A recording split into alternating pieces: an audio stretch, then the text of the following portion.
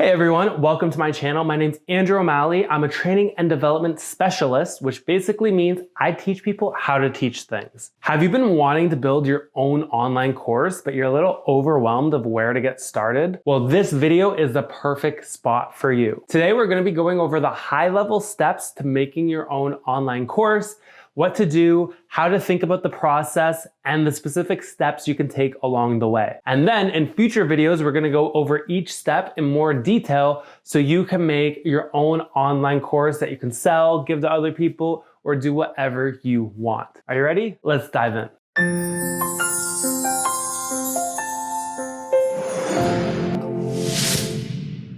Okay, so as you're getting ready to make your own online course, you might have a few doubts. You might think, well, I don't have a PhD in this subject. People aren't gonna wanna learn from me. This content, it's too complicated to make an online course, and my subject doesn't work online. Well, I have some good news for you. First off, you don't need a PhD in anything to teach on the subject. All you need to be is a bit further ahead than the people you're teaching. And in most cases, that's good enough to be able to teach them on the content. Now, I assume none of you are going to be teaching people how to do open heart surgery.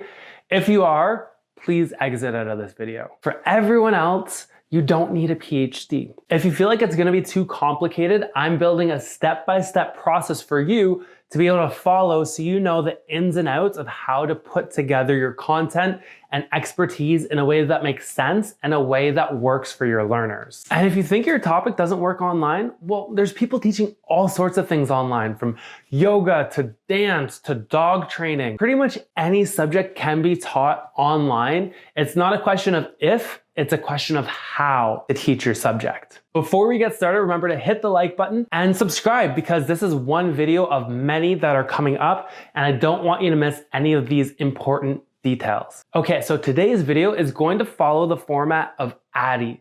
If you're familiar with it, then you know it's a theory that many of us instructional designers use when we're building a curriculum, training program, any training intervention. Now, the first step of ADDIE is analysis.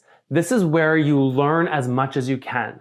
Not your expertise, but you want to learn about who your learner is. You want to learn about what content is necessary to take them from where they are right now to their growth hero phase state. You want to research what learning theories you're going to use, what's most relevant for your course. This is also the step where you want to set up how you want to do your evaluation, which is the last step. How are you going to test your learners to see if they learned what you're teaching them?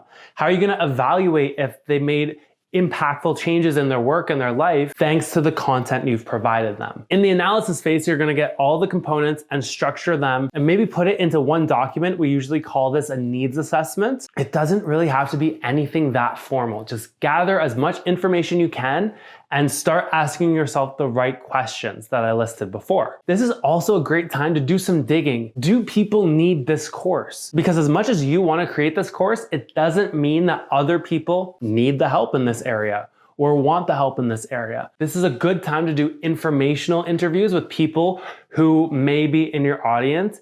It's a good time to see what other competitors are doing. If there are different courses in this area, then that's a good indicator that this is something useful for people. You can do some keyword research on Google or YouTube. Start figuring out exactly what people are looking for and how you can help them through this solution. Don't skimp out on this page because it's super important and it's the pivotal step in setting yourself up for success. That being said, this phase can be kind of as short or as long as you make it. I'm gonna list a bunch of things.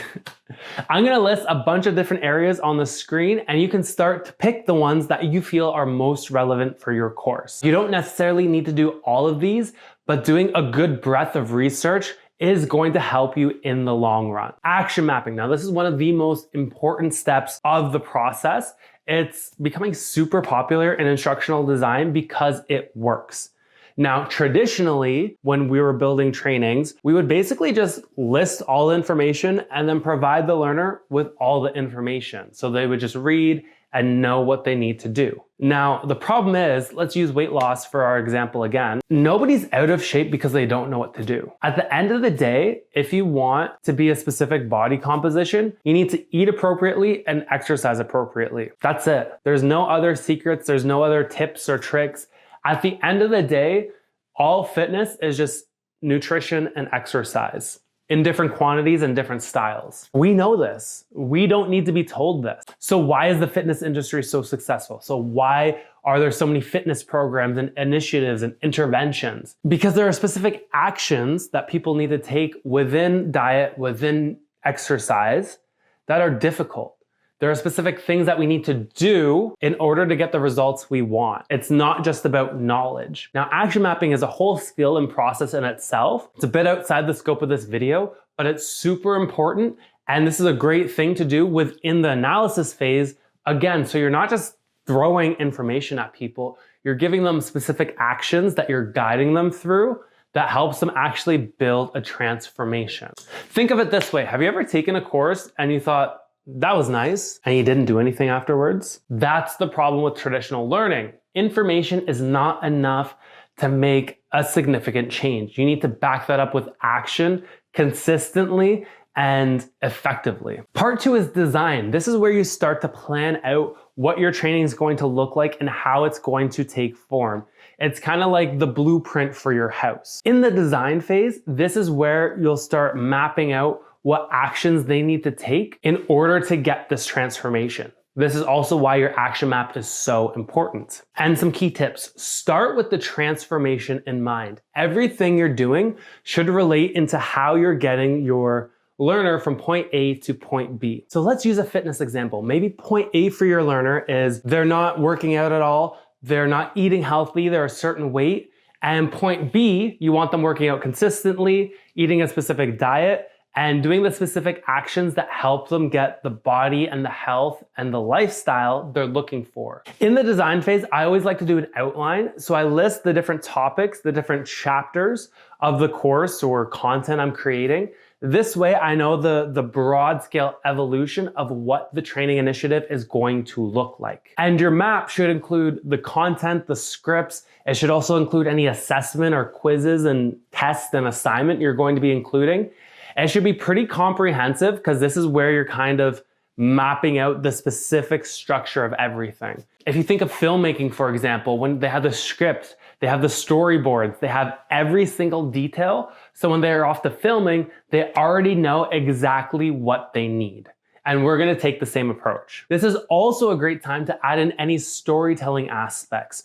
Do you wanna have scenarios or broader story that you're telling to your audience? You can also add in different sections for engagement. Are you doing different activities that keep your learner engaged and interested in the content? Phase 3 is development. This is where you build the thing. You can choose whatever medium you want. If it's an online course, maybe you're delivering through presentations on Zoom. Maybe you're building a PowerPoint. Maybe you have an e-learning you're building in Articulate. There are a lot of different options, but basically, how are you creating this thing? How are you delivering this thing? I listed a bunch of tools and you might not be familiar with everything. Don't get overwhelmed. This can be as simple as you want or need it to be. If you're confused, if you're not sure what you want to do, build a PowerPoint on Google Slides and deliver it over Zoom. Or do a screen recording of you presenting the slides and use that as your deliverable. What's great about that is it's simple and free. This does not need to be complex and overly sophisticated. And if anything, if this is your first course, it should be really simple and dynamic. Why? Because we're gonna be upgrading it as we go, but that's something we're gonna cover in the evaluation phase. If you're creating something like a PowerPoint, consider using Google Slides, Canva, Adobe Express, PowerPoint, anything that you can get up and running. For delivering presentations, you could use Microsoft Teams, Zoom, YouTube even, LinkedIn Live. If you wanna build a specific online course and have that hosted somewhere, popular platforms are Kajabi, Thinkific, Udemy. There are a ton of options. But again, if you're just getting started, keep it as simple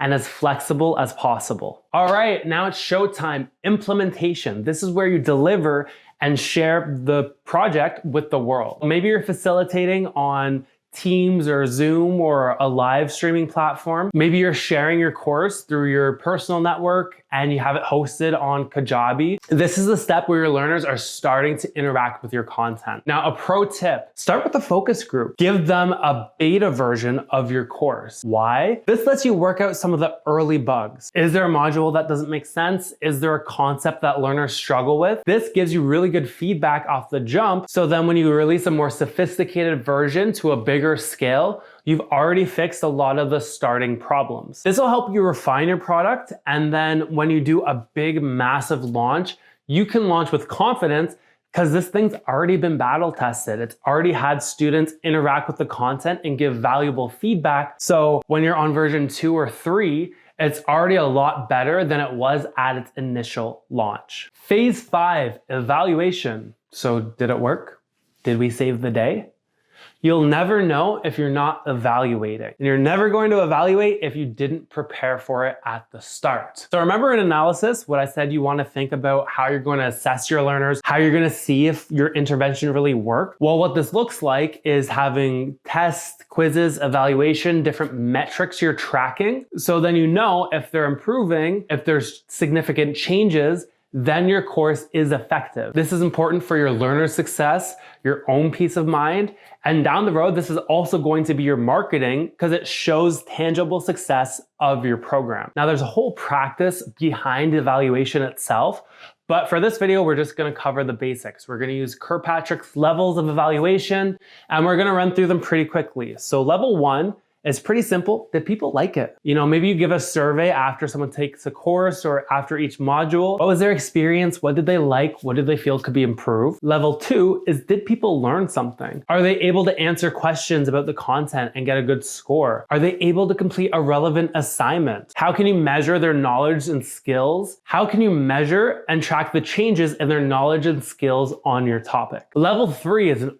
broader change in their behavior. So did it impact their life? Did they get more fit? Did they become more happy? Are there broader changes that you can notice based off of your intervention? Now there's more to Kirkpatrick's model, but these are really the ones that are relevant for an online course. And that's it. It can be that simple to put together your own online course. Now, if you're waiting for more details on each step, make sure to subscribe to my channel, because again, I'm going to be going over each of the 5 steps in a lot more detail in videos that are coming up super soon. If you like this, make sure to give it a thumbs up and leave a comment down below. Which step did you find the most interesting? Which one do you feel like will benefit you the most when you're building your online course? Thank you so much for watching. I'll see you in the next one. And remember, you got this. Take care.